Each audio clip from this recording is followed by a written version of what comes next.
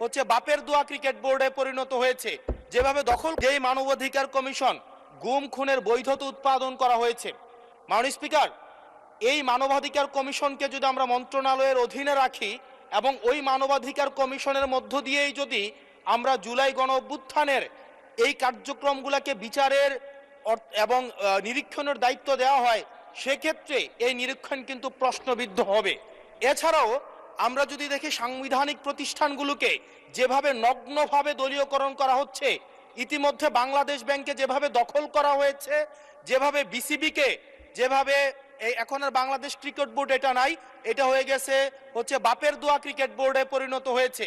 যেভাবে দখল করা হয়েছে বাপের দোয়া ক্রিকেট বোর্ড, এবং আমি যখন এই জায়গায় কথা বলছি ঠিক এই মুহূর্তে 28 জন বিচারককে মাননীয় স্পিকার তাদেরকে শোকজ দেওয়া হয়েছে। তাদের ব্যক্তিগত তাদের চ্যাট গ্রুপে তারা হচ্ছে তাদের মতামত প্রকাশ করার কারণে বিচারকদের হচ্ছে মাননীয় স্পিকার শোকজ দেওয়া হয়েছে। এই বাস্তবতায় আমরা এই গণ অভ্যুত্থান পরবর্তী সময়ে যদি জাতীয় মানবাধিকার কমিশনকে একটা মন্ত্রণালয়ের অধীনে রাখি, স্বরাষ্ট্র মন্ত্রণালয়ের অধীনে রাখি, তাদের মাধ্যমে আমরা নিরপেক্ষ কোনো ধরনের অনুসন্ধান আমরা কতটা পাবো সেটা নিয়ে কিন্তু আমরা সন্দিহান।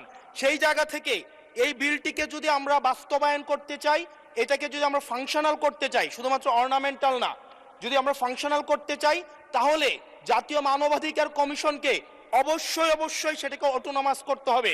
আমার সামনে যারা আছেন, আমরা হয়তো আমাদের থেকে এখানে প্রত্যেকটা সদস্য নির্যাতন, নিপীড়ন এবং তাদের যে পলিটিক্যাল রিপ্রেশনের মাত্রা শত সহস্র গুণ বেশি।